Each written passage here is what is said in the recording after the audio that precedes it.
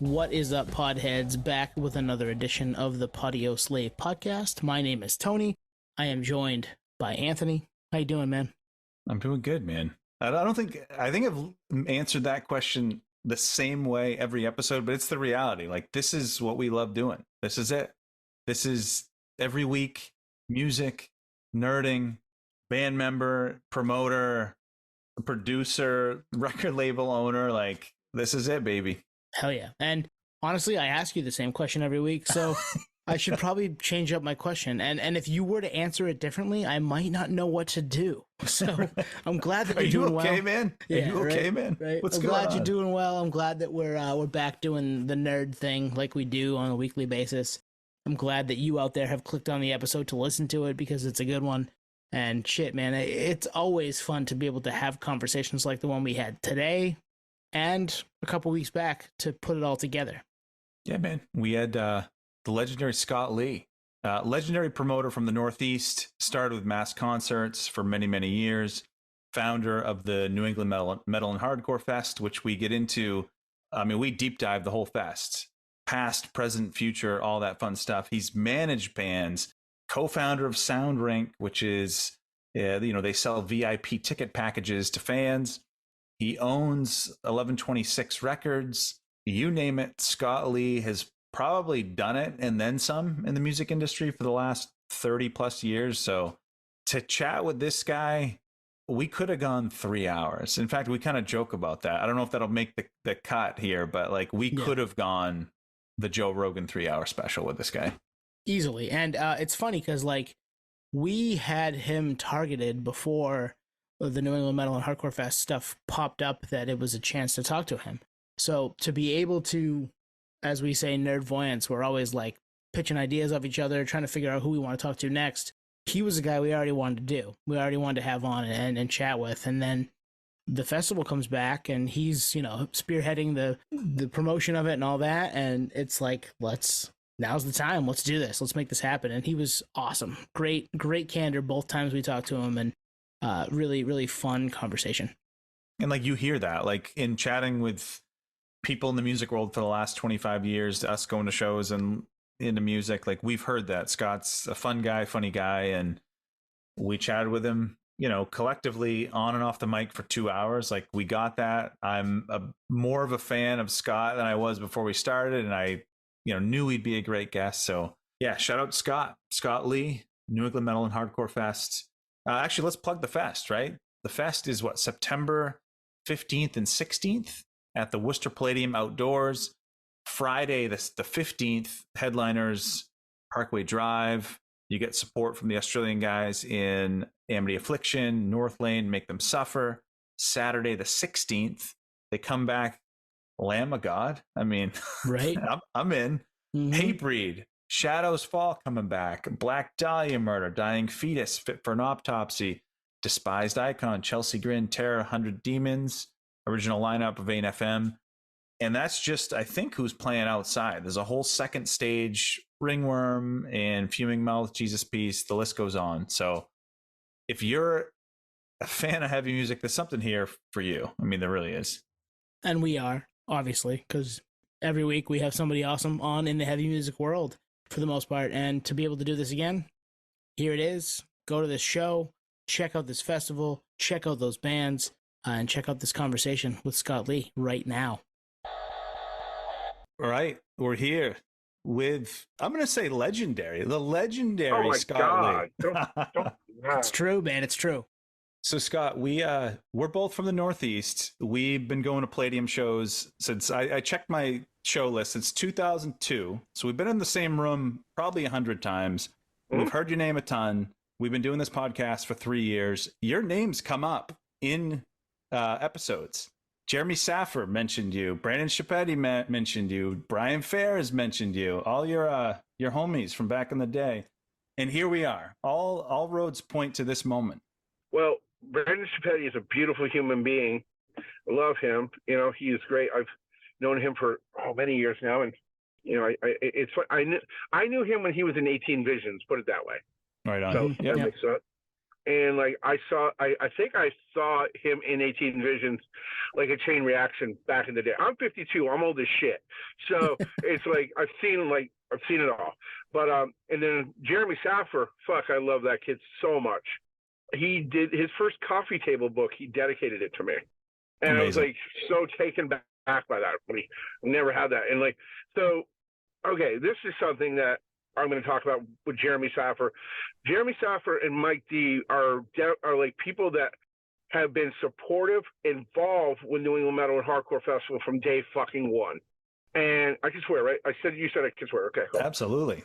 And so what we're going to do, we're actually meeting Friday, and we're going to do a walkthrough, and we're going to set up kind of a museum for them, for Mike D's artwork and Jeremy Saffer's photography and different things and stuff like that. And we're going to put that inside the Palladium at the festival. So like basically you go in, the upstairs room of the Palladium is going to have it will have a show. There'll be bands playing during the festival upstairs in the small room. And then you can go downstairs and you can go hang out and see, Mike D and Jeremy's, artwork and stuff like that, and even purchase stuff from them. But yeah, it's gonna be a legendary time. Mike is an amazing human being, Kill Switch Engage, Overcast, and Saffer's just an incredible photographer. Love him, love the kid. I call him a kid, but I call him a 40-year-old kid. Yeah, he's our age, right? He's right around our age, I think. He was awesome when we met him last summer, and then we had him on, back during the winter, I believe, and he was a phenomenal interview too. Not to mention being a great photographer on top of that stuff. So cool stuff to hear from you as well, and excited for all of this that's coming. Real quick though, set the scene for some people. You grew up obviously listening to heavy music, liking heavy music, talent buying heavy music. Give us a little bit about you. Yes, I grew up in Springfield, Massachusetts. Graduated from Putnam Vocational Technical High School. Hung out with a bunch of friends that were in bands, glam rock bands, death metal bands, punk rock bands, blah blah blah. Love old glam rocks. It's New York Dolls, punk rock, blah blah blah. And like just got involved with booking shows for friends and got helping my friends move their gear into real clubs. There was a club in Hadley, Mass called Katina that basically stemmed everything that I do today came from there. I had friends of mine that turned me on to different music. Hardcore, like really into hardcore, like getting down and deep and like trying to figure out different things. Like, okay, cool, we're gonna go see this band in Boston. They're called Slapshot. That'll be fun. Okay, cool, we're gonna go to this place called the Ratskeller. Okay, it smells like shit. It's in Boston. Okay, we're gonna go blah blah blah. And then it's like we're gonna go to this place called the Channel, and we're gonna go see this band Sepultura. They're from Brazil. And it's like we would go around just meeting different people and going around to shows, New York City. We went, me and one of my best friends, Pedro Garcia, we went and saw SOG live at Budokan with Agnostic Front and Morbid Angel. And I don't think I've ever been like, I've been in a Hatebreed riot and I wasn't that scared. You know what I mean? It's like, it's like straight up, like, but you kept coming back. That's the beauty. Oh yeah, it's part of it. I think the scariness made me come back a bit. It's like metal and hardcore is not like a hobby. It's not anything. It's a fucking lifestyle. And these people, and like, I'm very proud to the point of like, I've brought joy in booking shows and help people with their lives, and I'm proud of what I do. You know what I mean? Like. And I'm like, it's a job, and like I did it for a long, long time. But growing up, I was just like, I love music. We had the Springfield Civic Center, down the street. We'd fucking go see. We'd have a concert a week. I've seen Aerosmith and Ted Nugent together like at least 8 times. You know what I mean? And it was like that. Growing up on music was amazing. It's like, it was like I saw Skid Row open up for Aerosmith, and I don't know if you're old enough to remember the whole bottle incident in Springfield, Massachusetts, where Sebastian Bach threw a bottle in the crowd and cut the skirt. Oh yeah, I was there. I was like 5 feet away from the whole thing. It was great. You threw the bottle. You threw the bottle. No, I did not. The guy like 10 feet away threw the bottle, and it was on MTV News and everything. It was great. It was awesome. Then later later in life, I booked Sebastian Bach at this club in Springfield called the Infinities, and I told him the whole story about I was there and everything. He was really cool, really nice guy. And but I grew up like just doing shows, hanging out with my friends, trying to do cool shit, and just trying to put it all together. That's the game plan. It's like I started putting out records, and I met this guy named John Peters, and he booked at a place called Pearl Street. And he basically taught me how to book shows properly and do things, and then I would run production and run my own shows. And one day, I'm booking like a little festival with Matt Pike, not Matt Pike High and Fire, but Matt Pike the agent now, and this other kid Mike Mannix, and we booked this thing called the Really Loud Music Festival. And like the first night we had Warzone, the Bruisers, and the Business. Nice. Yep. And the Dreadnoughts and the Marshes, and I can't remember the rest of it. Then the next day we had like a punk thing at night in the small room, and in the big room we had Shadows Fall, ISIS, the band, not the bad people, fucking Coalesce, Dead Guy, Converge. Jesus. Wow. Fucking I can't remember. Hitters, yeah. Shadows Fall played. I think Boy Set Fire played. I could be wrong. Yeah. But Mike and it was a great time. And then the next day we did a matinee show with Aftershock, Hatebreed, Madball. There's somebody else I can't remember. And then at night we did this huge ska festival with Spring Hill Jack and Mephistopheles. So the reason why we called it the Really Loud Music Festival, Northampton had this towny shit called the Loud Music Festival, and they thought it was really cool, and it was indie rock, and it was kind of cool. Like it was like Northampton had like Sabato and Dinosaur Jr., which is cool. Don't get me wrong. Sure. Fucking, they came from death metal bands, Deep Wounds and shit like that. So, but there's all these like kind of prissy fucking towny people that would do all these things, and like, so we were just like, we're gonna do the Really Loud Music Festival because we're really loud. Hell yeah. So yeah, shout out to Matt Pike and Mike Mannix. Mike Mannix, they're really great people. But yeah, I mean, grew up with those people. Just like, I was really lucky to have the scene that I have, because we were like, Mike would do shows, and everyone like do like different types of shows. It was great. We had a great time with everything, and like we were very lucky to have the Western Mass scene. It came out. You had Aftershock, you had Shadows Fall, you had All That Remains, you had Exhumed, not the one on Relapse, but the first rendition of this band Exhumed, that had Matt Bashan and Dan Bucky Egan, and Dan Egan joined All That Remains with Phil Labonte, who was in a band called Perpetual Doom with Bill. Dude, it's kissing cousins all the way through. Like there's a fucking family tree, and like people ended up being Killswitch, Overcast, Shadows Fall, All That Remains. Yeah. Oh, and Unearthed too. Yep. There's people from Western Mass from Unearthed.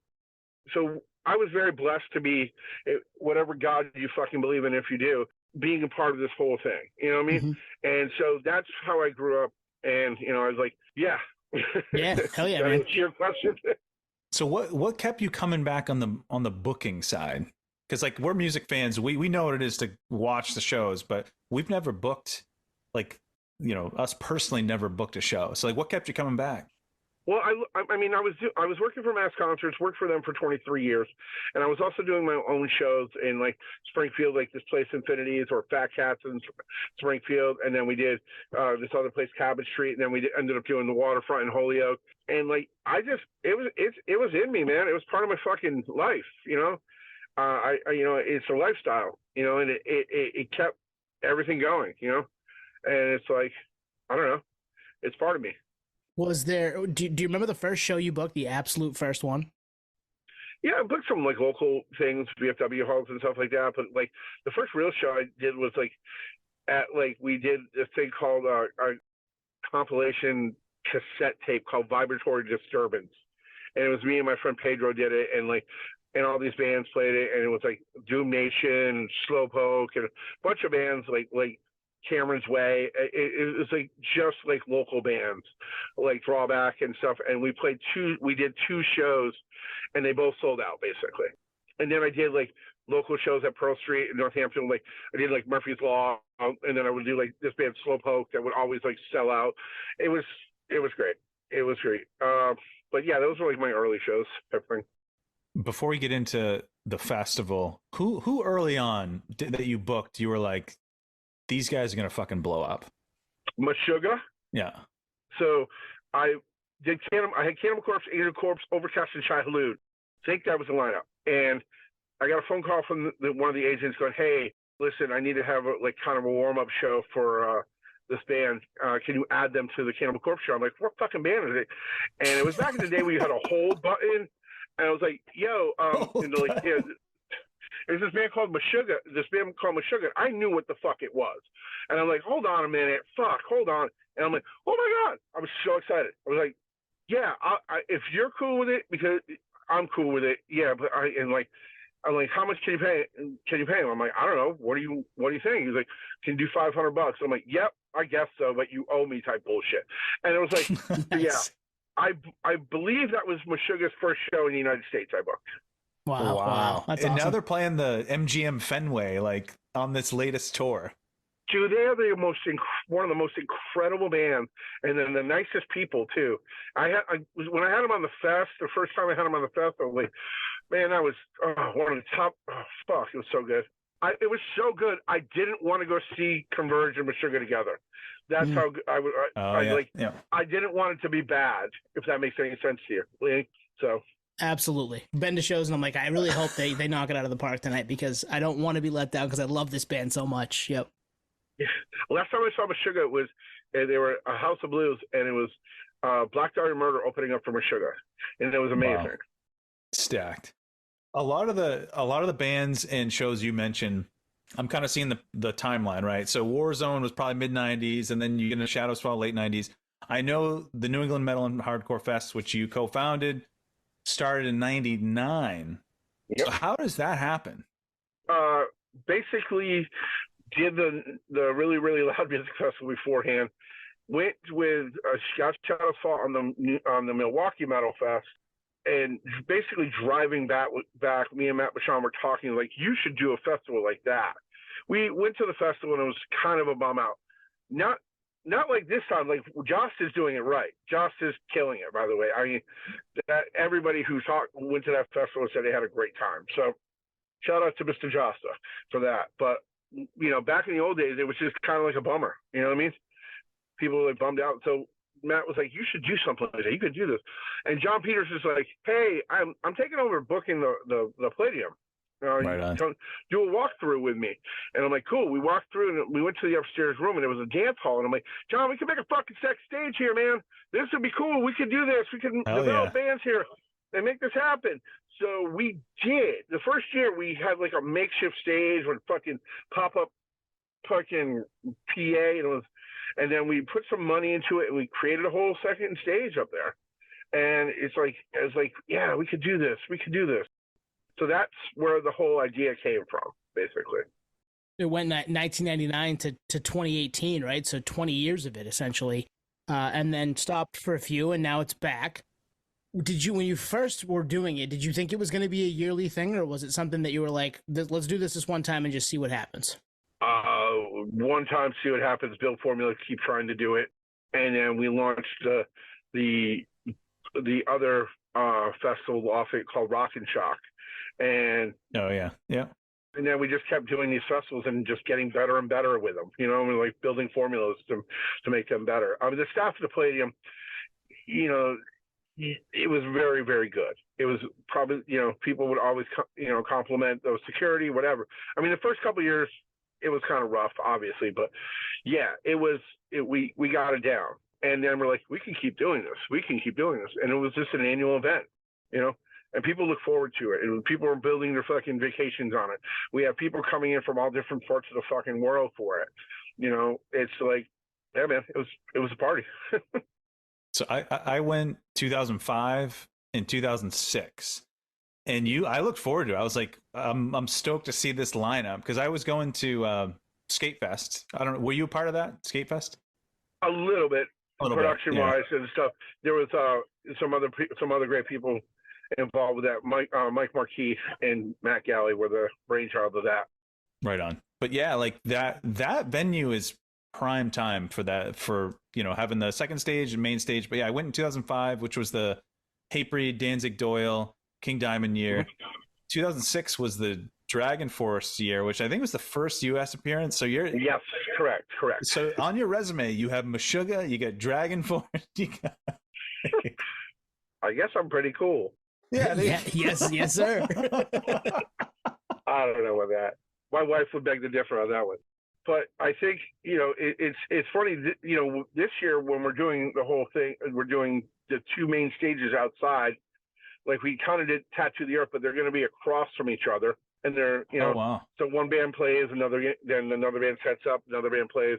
So basically if you're in the middle, you're just turning around. And right on. And then the small stage inside, you know, so people can get intimate, hot and sweaty and be nasty and, you know, blah, blah, blah. What made you bring it back? Like, because it stopped in 2018. We don't even actually know why it stopped. If you want to elaborate, you can, but it's back. I stopped doing it in 2016. I moved to Portland, Oregon, and I got out of it, and I didn't want to do it anymore because, like, it's the room. To do that properly, festivals are getting bigger, and they're costing more. And to do this properly, you have to spend a lot of money, and then in turn, the ticket prices were going to be going up. The scene and how things are. I think the scene got bigger. Music, metal, and hardcore got bigger, and so, which is great. Don't get me wrong, but it just didn't fit. And plus, I moved away. I was living in Portland, Oregon. And what made me bring it back was I did Tattoo the Earth, and I had fun with it.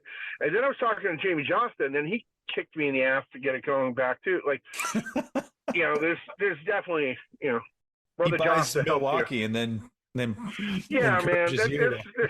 There's more to that, but I'm not going to talk about. But yeah, he kicked me in the ass. Put it that way. I love Jamie. I've known Jamie.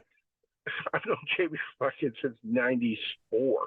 You know, he's great. It was really funny. Like I was doing another podcast and we're talking about how Hatebreed has created a scene where people can be open-minded to love metal and hardcore and be a part of it. Where back in the day, it was like, you're in this box, you like metal or you like hardcore, and those guys are fucking, you know, blah, blah, blah. These days are just like, yeah, we're going to take Converge on tour with us, and we're also going to take Crowbar, we're going to do this, and we're going to have a good time. It's going to be fucking great. And like, you know, Slipknot took out Hatebreed, and like everything and I think Hatebreed is definitely one of these, you know, Jamie has one of these great minds that just like, how do I get everything together and make a bigger fan base? And I feel that they strive to make this all happen. You know what I mean? So that's a good point. And like we've talked about it numerous times on this podcast, heavy music is obviously continues to kind of proliferate, get bigger. More and more people are in the tent, and it's a good thing. We're big fans of it, but like I'm a guy that's probably newer to the hardcore side of things, and I'm like, I fucking love this. This is awesome. I'm so glad that I'm now seeing this stuff live. And to have all these bands come together like that, it's amazing stuff, man. So I'm happy that you started it back in '99 and it's back now in 2023. I'm happy to do it back. I think this lineup is probably the best lineup we've ever done, to be honest with you. Looking at this, you know, with Lamb of God, Hatebreed, Shadows Fall, Black Dahlia Murder. Have you guys seen the Black Dahlia Murder?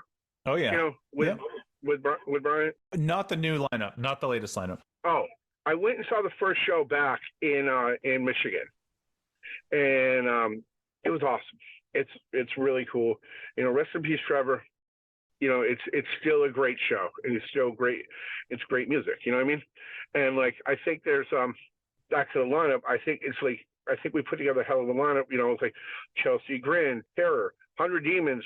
You know, original lineup. You know what I mean? It's like fucking Bruce is one of my best friends. I love him to death. I'm so excited about that. You know, it's like he's a great Twitter follow too. Oh my God, he's the best. I can't believe the best. He's so funny. And so many people hate him. It's great. It's so good.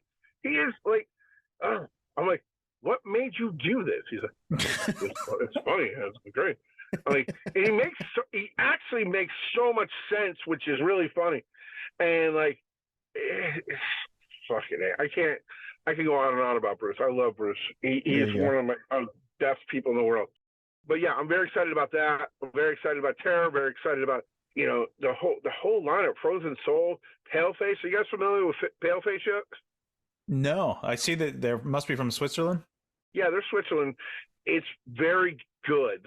It's interesting, but they fucking put on a great show. You should listen to them on Spotify, or just listen to them, whatever. And they're just fucking. The singer just goes up. I'm like, does this motherfucker breathe?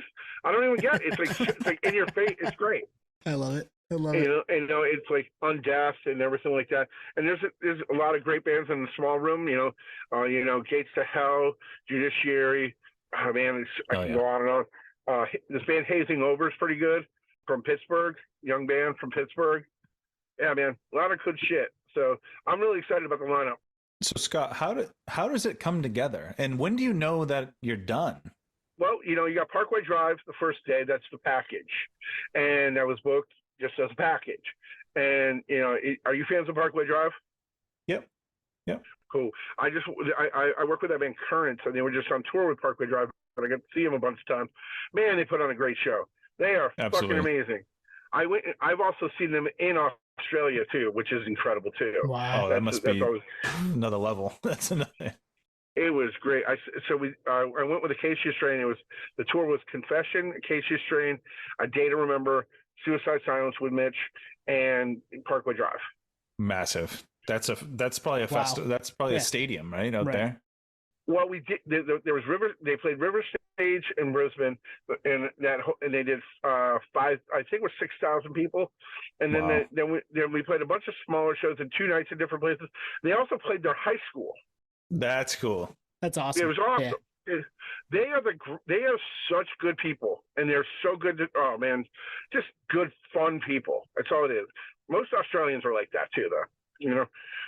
Very, very fun, exciting, good, hardworking, and they're all beautiful, male and female down there. It's fucking, it's just something in the water or something, or the prison. It's a prison island. The prison island, right? Yeah. It's in the Vegemite. It's in the Vegemite spread. Oh, dude, or the fucking spiders or the snakes or whatever. Fucking, oh my god! Right? Yeah. We went to a koala sanctuary, and I have a picture with a koala, blah, blah, blah. I held a koala and it shit on me. Real story. And nice. We went, and the koala's name was Pepsi and just shit on me. And so we're sitting there, and they have this different area where you can see spiders and snakes and all the reptile area. And I'm looking at the snake, and the guy's like, "Yeah, that's the world's most dangerous snake." I'm like, Jesus. "Oh, okay." It's small like a gardener snake. It's not big. And I'm like, cool. And then I'm looking at the spiders. I'm like, oh, that one's right. He's like, oh yeah, it's one of the most dangerous spiders in the world as well. It's like, cool. All right, I want to be in here anymore. Let's leave here. Get me the fuck out of here. Yeah. So we're driving. We're driving to the venue, and we're stopped at McDonald's, which they call Macker's, which is very cool. And they're like, yo, we're walking in, and there's a huge spider web, and I'm like, oh, look at that spider. That's the goddamn same spider we saw. It's a fucking Jesus. You just want a fucking Big Mac. I don't need to be fucking scared for my life. They call Burger King Hungry Jacks over there. Yes. Really? Something to that. Yeah. Oh, man. But it's that was Parkway Drive. Great band, great people. They put on a hell of a show. Fucking A. And then, putting this together with the second day, where was Lamb of God, and then we're like, okay, Shadow Swall will do. They did the reunion. They're gonna do some other shows from festivals. That's an easy one. Hey, it kind of just fell into place, man. It really just did. I could see that. We're just bang, bang, bang, bang, bang. Yeah, man, it was great. First time using the outside too for this. You've done it inside in the past, but obviously we had shows outside there, but never New England Metal and Hardcore Fest. So that's pretty cool to be able to get more people there and have them all. It probably makes it easier to get more people there too, right? And because you can, get bigger bands, obviously, you know what I mean? And stuff like that. Did you guys go to the Have Heart show? I went the first day inside. Oof. I didn't go the second day.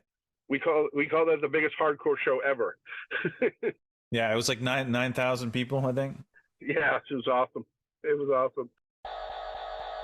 And here is part 2 of our conversation with Scott Lee.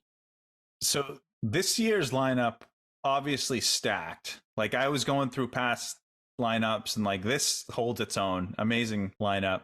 Was there anyone that you had to have, either that you got that's on the lineup or that you just it couldn't pull off because of scheduling or whatever? I tried for Blood Has Been Shed really hard, but it didn't work out. Damn. No, things I'm excited about. I'm excited about Fuming Mouth. I'm excited about 100 Demons. I'm excited about fucking Black Dahlia Murder. And man, I'm excited about a lot of this shit. And it's just like the real one that I really tried to get this year is Blood Has Been Shed. Tried it, didn't pan out. I mean, if you didn't get them, ain't no one getting them. Well, I'm gonna keep trying. I'm not gonna stop. I'm gonna keep trying. You know what I mean? And it's like I talked to Corey. Corey's great. They're all really great human beings, lovely, lovely people. And like, you know, if it's meant to be, it's meant to be. You know what I mean? Nobody thought there was gonna be a Have Heart reunion. That's for damn sure. And look what happened there. That's true. Yeah. The rest is history. Look at that poster behind you. There you go.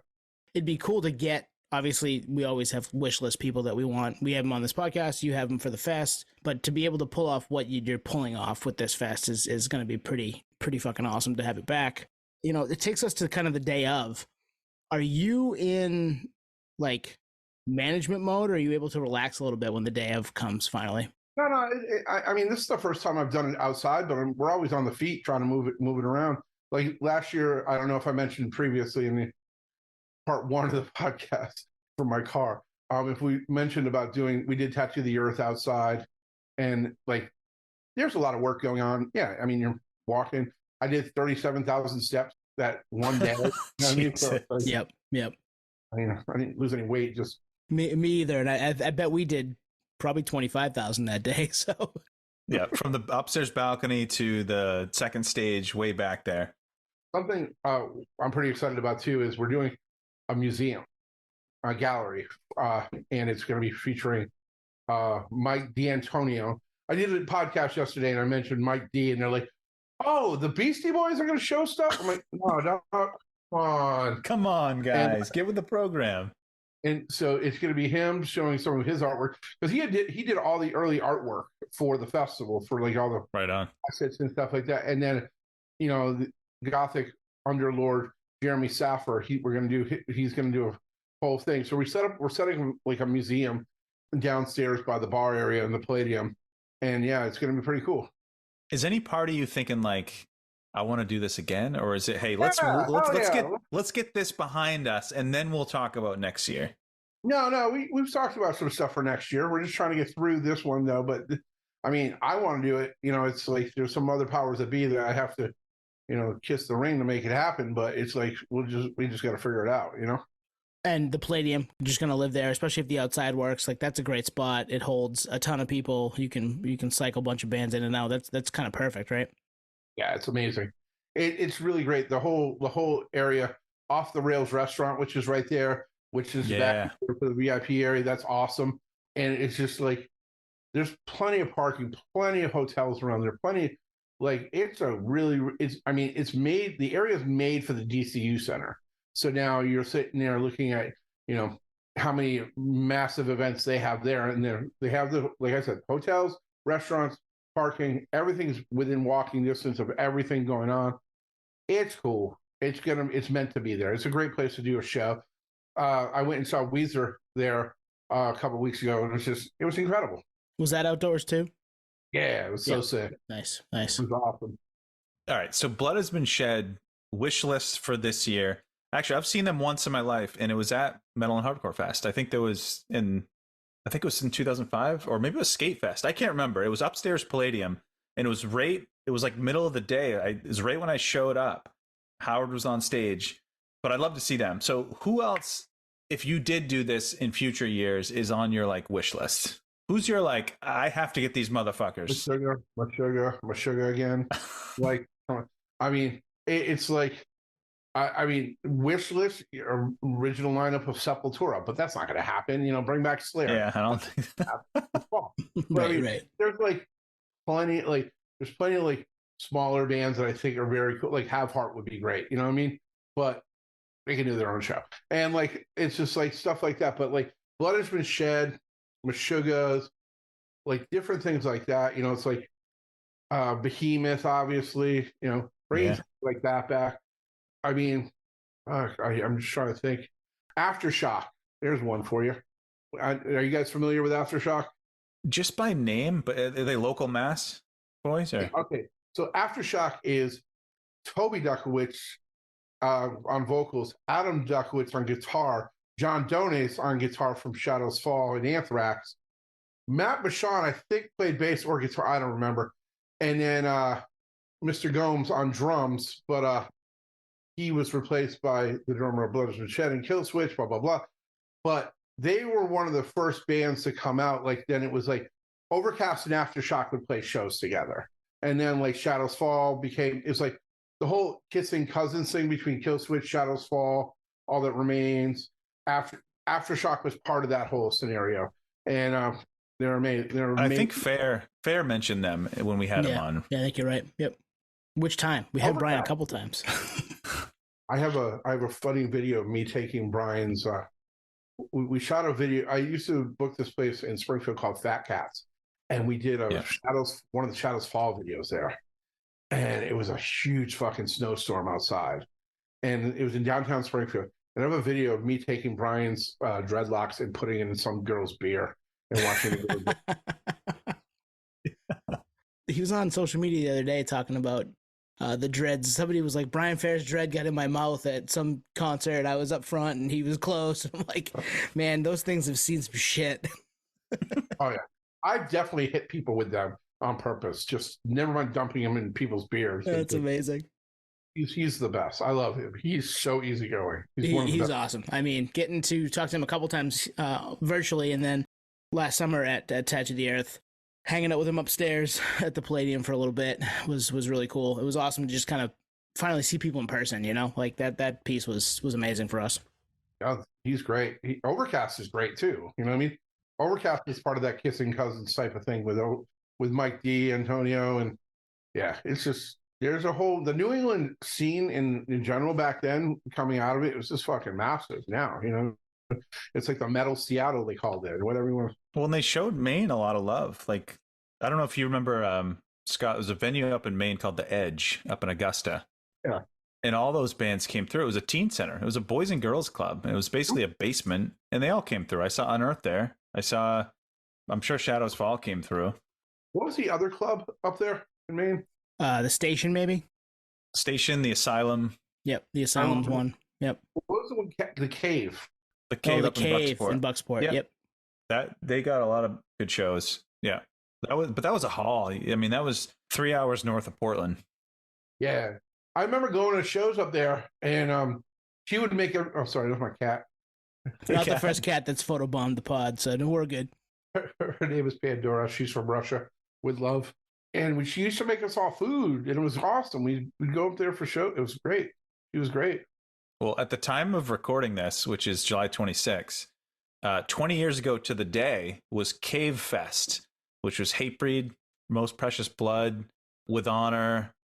Just a stacked lineup that now, I mean, that venue held 250 people, 200. Now that would hold 2,000. It's just crazy. We were trying to get With Honor for the fest. I love that. It didn't work out. And like it was kind of on, to be honest with you, on our end. And I mean, we want to get them for next year, to be honest with you.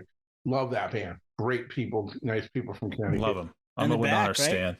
Yeah. They got new songs out and new record coming, right, Twan? Pure Noise Records. Jake Brown, shout out. Yep. Excited for that. Yeah. So Scott, you've been doing this a long time. The fest is maybe not, in a row, but 20 years of the fest plus 25 years of the fest. We've seen the videos of the dodgeball in the back and all that fun stuff. I want to hear some lore. What's some New England Metal and Hardcore Fest lore? Like, what's some great stories that either oh shit moments or funny shit or like, I can't believe we pulled that off. Okay, here's one for you. Here's probably the top number one story. I'm going to give it to you right now. It's going to make you guys go, are you fucking crazy? I'm in. Sign me up. So the year Killswitch Jesse came back with the first show back with Jesse. Every Time I Die is direct support. Blah blah blah. The place is sold out. So we're ending the second stage upstairs, and probably around 5:30, 6 o'clock, I'd say. All of a sudden, we heard out in front. We heard, oh, and you're like, "Oh shit, the fuck happened?" And some dude got hit by a car trying to cross the street. Oh, God! And I'm like, "Oh my god!" And I'm like, I went to the detail cop who was there. I'm like, "Where are we at with this?" He's like, "Oh, he's going to the hospital." He gave a thumbs up. I'm like, "What happened?" He's like, "Oh, he got hit and like launched like 10 feet, 12, 20 feet, whatever." Holy like, shit! Oh man. Oh, okay. Well, I mean, at least he's breathing. We're good. And he dies at Metal Fest. So an hour and a half, 2 hours go by, and I get a radio call. Hey, come to the office. I come to the office. There's this dude in a Johnny and like taped up shit and like like He came back. He's like, I can't miss this, man. They won't My God. and, That's amazing. For the culture. General manager's like, he can't go in there. He can't do this. And I'm like, listen, we're gonna figure this out. We have to like. He's like, please. I'm like, all right. So I talked to the tour manager at Killswitch. Actually, talked to the manager at Killswitch. He was at the show, and he's like, I go, you gotta come to the office, man. He's like, what's up? I go, you're not gonna fucking believe this shit. I tell him the story. He's like, we're gonna put him on the side of the stage. He'll play. He's gonna go. That's fucking awesome. He's like, okay, cool. Can I just tell my friends where I'm at? Because they don't know where I'm at. And they have my phone. It was kind of a really weird thing. And he's like, okay, gave him a chair, put him on the side of the stage, made sure he had water. If he felt anything crazy, we had the EMTs there and everything. They went, like, okay, so that's one of the crazy stories. So dude gets hit by a car, comes back, watches Killswitch Engage. Well, talk about going from probably one of the worst days of his life to one of the kind of cooler moments after the fact. Like, that's pretty wild.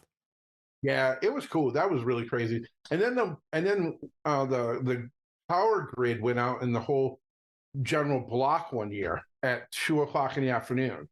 Oh shit! Oh God! And it wasn't like a power outage. They were doing testing on the grid, and nobody told anybody. Like, so the detail officers like, what is going on? They're trying to figure this out. They got the town engineer, the city engineer. What's going on? Like, yeah, it's going to be down for like 2.5 hours. We're like, no. No.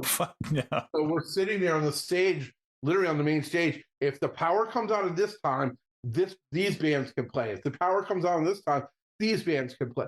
And I'm like, sitting there watching bit like, hey, what are we supposed to do? And I'm like, you can't play. You can't play. You can't play. Damn. The power comes on, you'll be able to play this. And that was a crazy time. And then the power came on like 3 o'clock in the afternoon, and we're like, go. Da, da, da, da, da, da, da. And it was just like, it worked itself out. It was an act of God. So all the bands still got paid that didn't play, whatever. But it was just like, fuck. But that's where the dodgeball comes into play, all that stuff. That was in the parking lot when that happened. That was pretty cool. Well, you can't plan for any of that shit, right? Like, you're just, especially if they don't tell you, hey, we're going to shut the power off and we're doing a test or some shit. Like, no, you don't realize we have this massive festival we do once a year. Like, there's a bunch of people here that paid a bunch of money to see these bands, and we can't just not have power for that shit like that. Can't do acoustic sets sometimes, you know?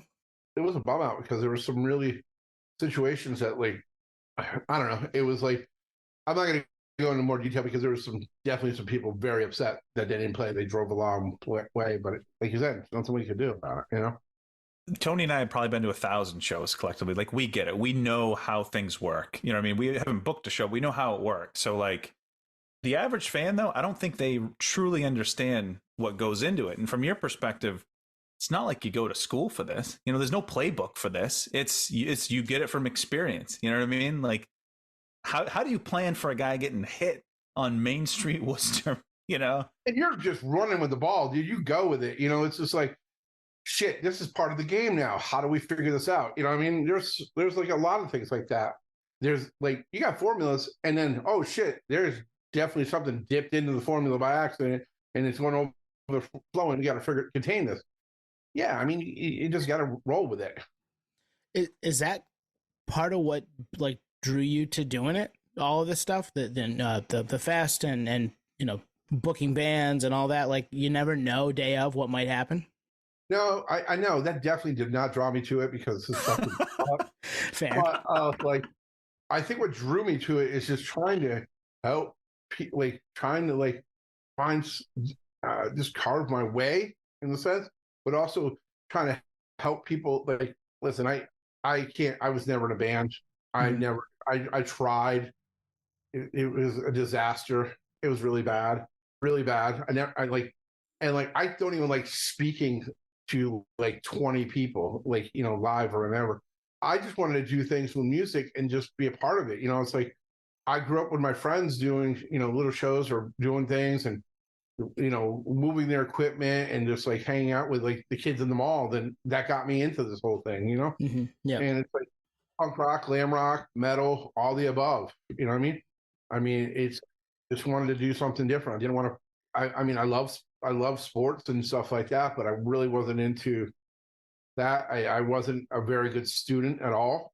I was really bad at that school. I was really bad at school. Really, really bad at school. Like probably worse than I shouldn't have graduated high school. It's bad, but I got through it.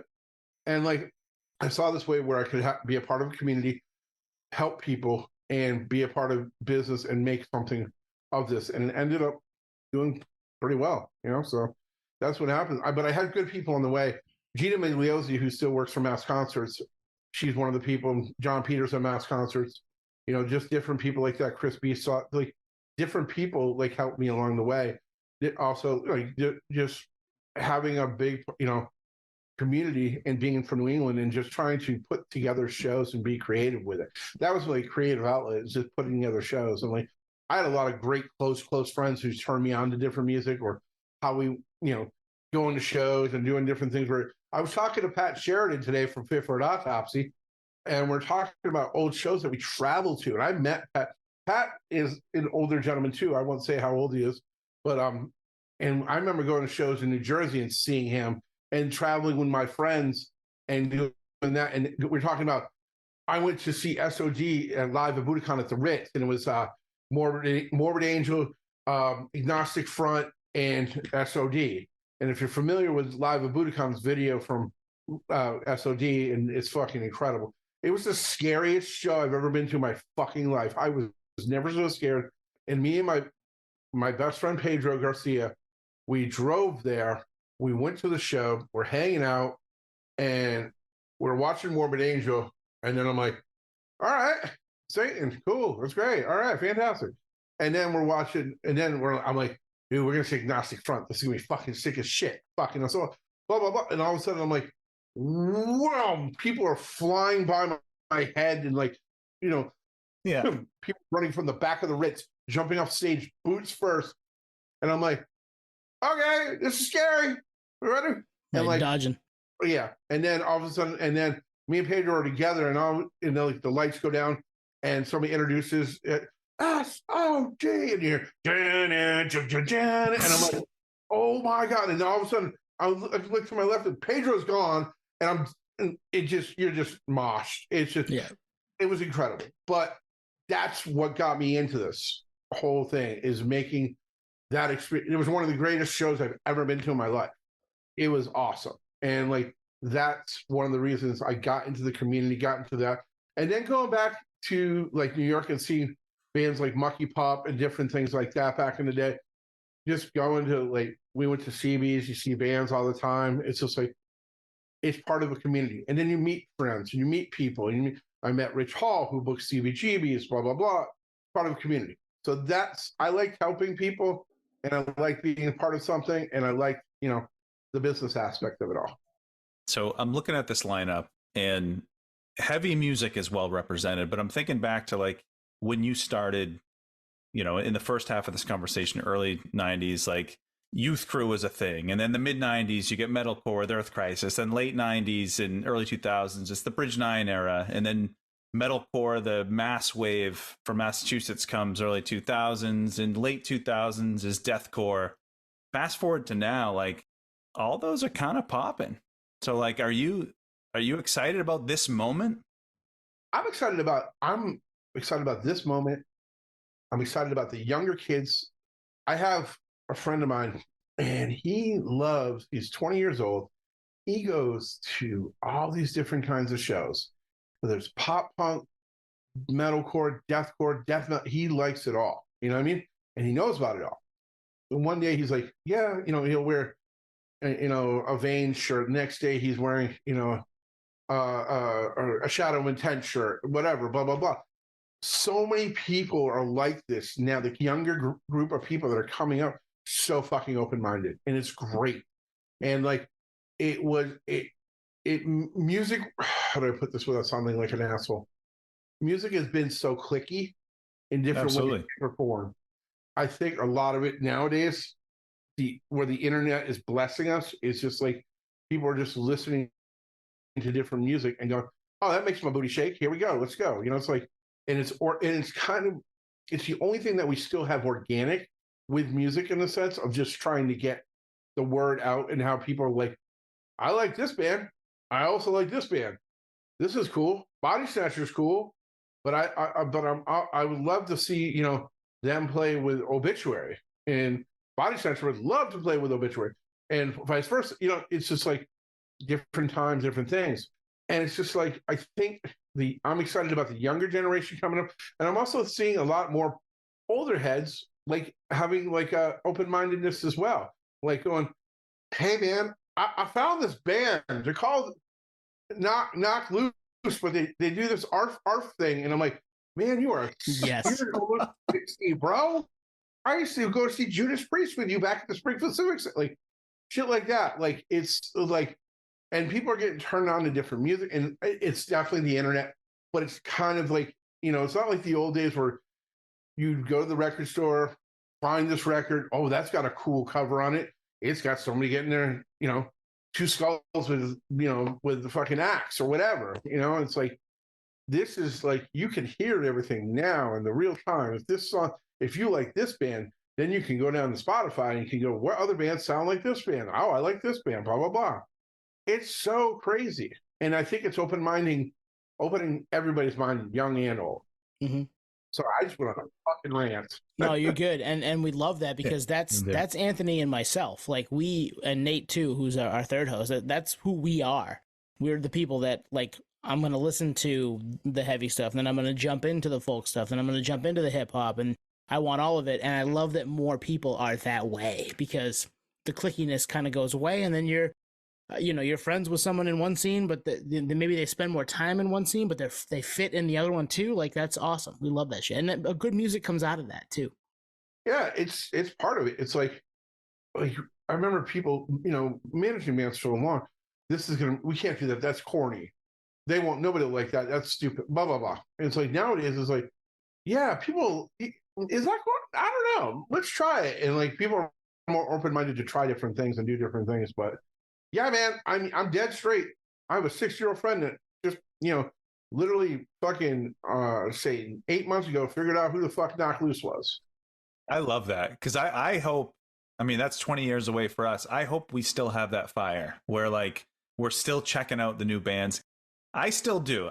Tony and I both do. That same fire when we were 16, 17.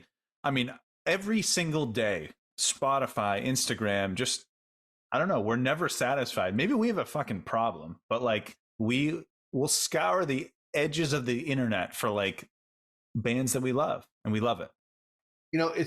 Here's the other thing too. There's some great labels out now, newer labels, and it's just like Days, Triple B, Closed Casket. It's been around for a minute, but it's still doing some really great shit. It's like there's a plethora, and like, the old faithfuls, Metal Blade, Nuclear Blast, Prosthetic, all those labels are still like killing it. You know what I mean? Like, it's there, and now Monarch, which is formerly E1, now they have like, which is Enterprise Earth, Body Snatcher, a bunch of different bands. So Mary, it's just, I think the labels themselves are like doing a better job too. You know what I mean? And it's easier for them too to put the word out there with the social media. They don't have to buy 5 different ads in different magazines. Right. They can, right. It's one-stop shop on the internet, right? You can. You mentioned Pure Noise. We mentioned Pure Noise earlier. They go all over the map too. Like, you get a bunch of different things from them, and you'll find stuff from them that you like. And whether it be super heavy, knock loose-ish, or something a little bit on the lighter side, you can find stuff there. And you're right, you don't need to take out the ad in 5 different style magazines. Go to their Instagram page, and there it all is. It's funny. Jake Brown, who owns Pure Noise, is a good friend of mine, and they do. They have Knock Loose story so far, and then there's some girl today I saw on their social media, literally singing, beautiful voice. It was like, oh, okay, where's that? But then you got With Honor and all this other. They're like, there's no box anymore. Like I was saying before, there's no box for them. Yeah, like it's very, very cool to see. That's another great label out there right now. So there's something like that just makes me smile in having these labels that, yeah, they take some chances. They're human. They like other sounds, but they, for the most part, they know what they like. They know what their community likes, and they double down on that. I put it like I own a record label called 1126 Records, and we run it as a situation. Oh, out again. We run it as a situation where it's like trying to do things to bring bands to another level. So kind of like a farm league in a sense, but we give it. We try to treat it like a regular label, and we're it's just growing and growing. But we want the bands to grow and expand. And you have to have, when you're doing stuff like this and doing a label, you have to have an open mind in business and in the art of music. Music's for everyone. I mean, and you just got to find it, aggressive, pop punk, metal, hardcore, whatever. It's all music, and it's somebody's soundtrack to their life. Is what I'm trying to say. It's like, yeah, it's like I can remember, where I was in 1994 listening to Sick of It All, you know what I mean? And I can remember the first time I ever scratched the surface, or Clobbering Time, or blah, blah, blah. But I can remember, also remember the first time hearing, Slipknot's first record front to back, and going, what is this? Why is this? What is this? Is this real? And then seeing them for the first time going, this is the coolest chaos I've ever seen. You know what I mean? This is a real life horror movie in the sense of a show, I don't know if fuck I'm going with this, but it's like, I think it's just making music is a very important thing to every person, live show or recorded, I think that. Anything else, Tom? Just favorite New England Metal and Hardcore Fest moment, or top 2, 3, whatever you got for us, and biggest oh shit moment if you've got one of those.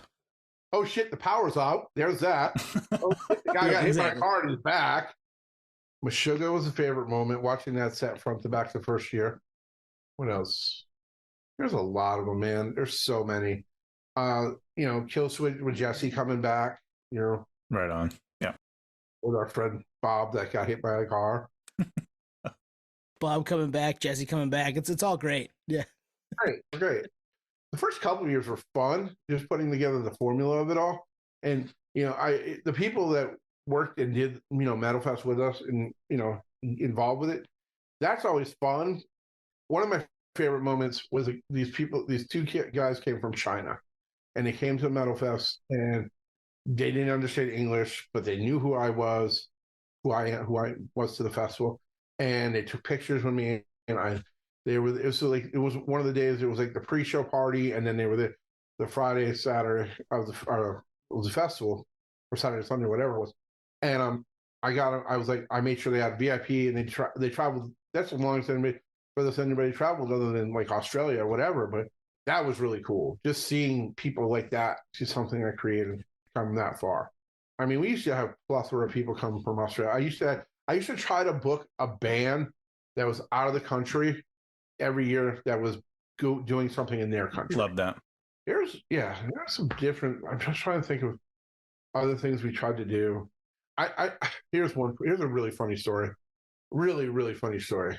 So Casey Strain was playing at like 7:00 right after dinner time, and they went, and the place is packed. So Behemoth is headlining, and they're playing. They go in to play, and I forgot what song it was, but there was the lineup of DL, Jack, Kevin, and Vincent, and DL tried to swing his guitar around him, and the strap lock broke and snapped his guitar. Wow. And I've never seen that, I don't think. he basically didn't have a guitar. And like, when we're trying to figure this all out, and Alan Steelgrave, who was the ESP rep, ran across the stage to Behemoth's guitar boat and told the guitar tech, "Give me this guitar." They were an ESP company. They're both ESP artists. He took the guitar and gave it to DL, and they retuned it. And it was like, bam. And DL played. I think he was playing Nurgle's guitar or something. It was really, really funny. The strap's way up here. DL's a big dude. It was really funny. That's awesome.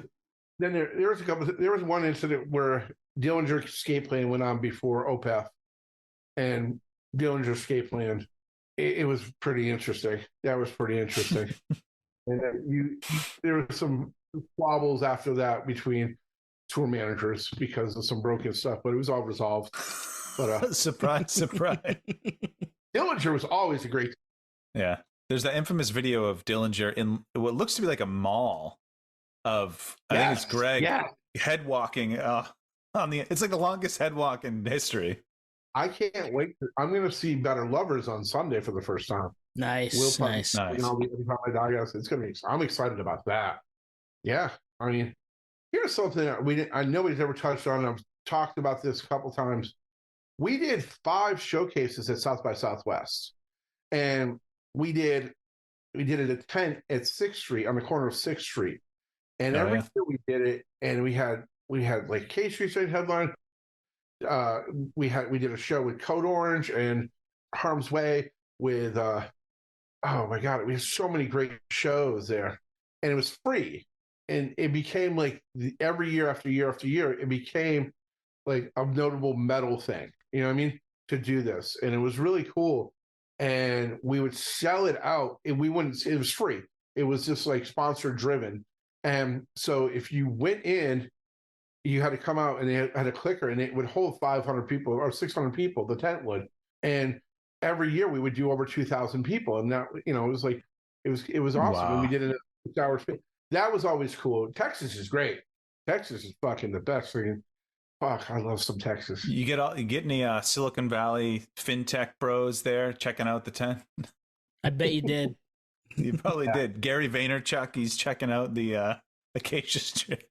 People were going to the show. I mean, 2,000 people. That's nothing to sneeze at, right? No, definitely not. Definitely not. You guys ever been to South by Southwest? No. No. I've been to Austin, and I've been to 6th Street, but I've never been.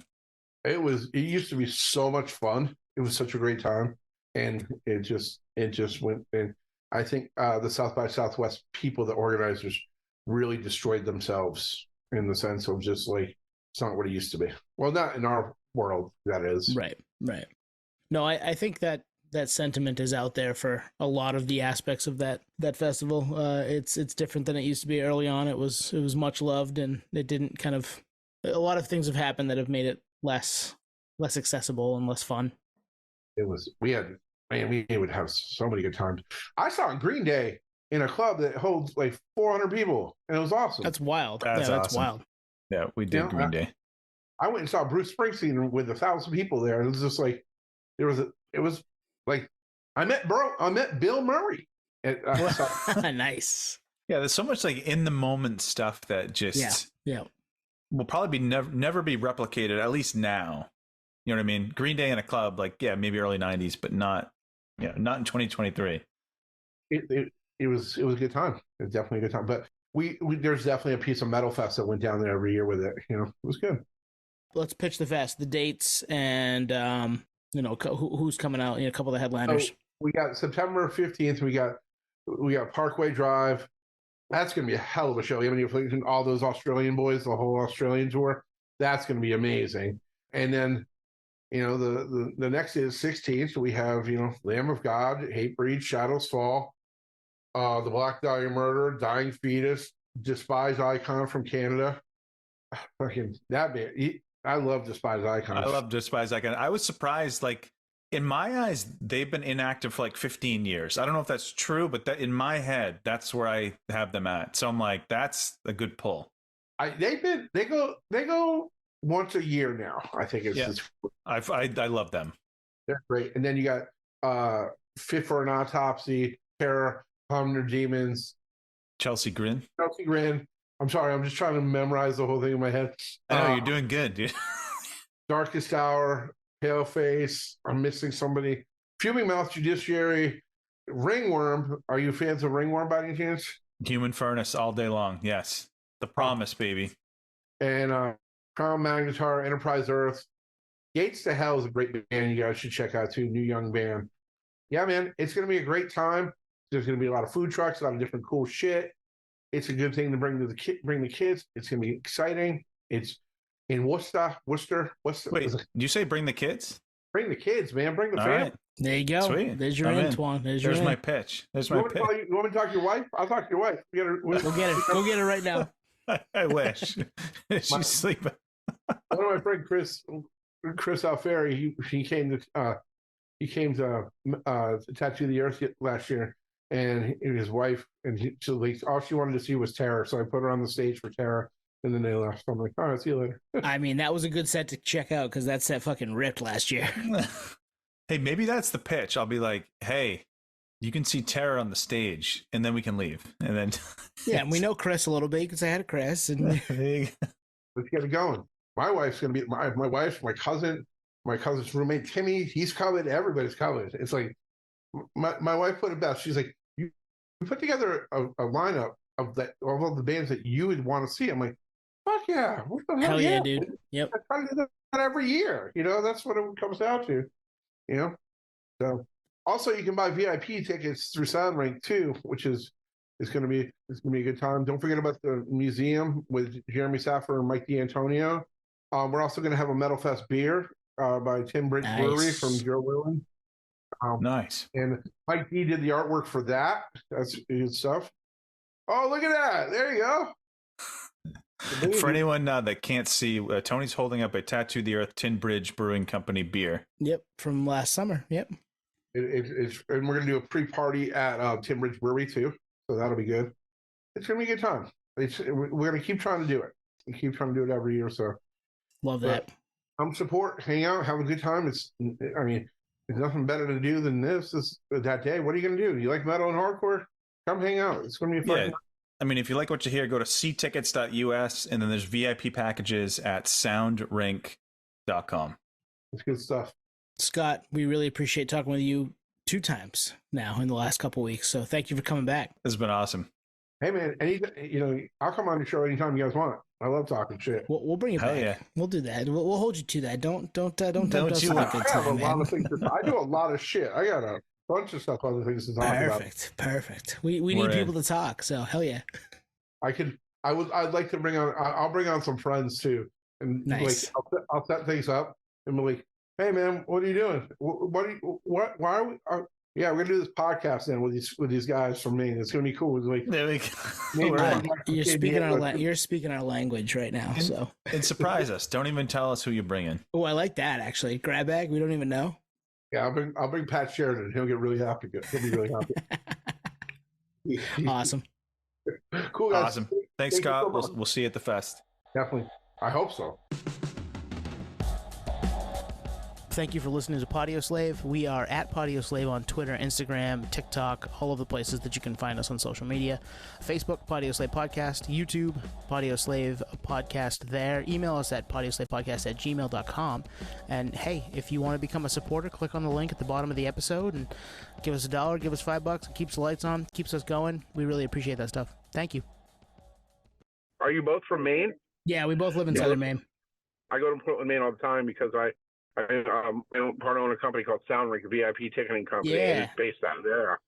We had that in our notes because of the Maine connection. We were intrigued by that. My partner, the guy who runs it, his name's Cody. Are we running? Are we going? Are we doing I started it. Yeah. Yeah, we haven't Okay.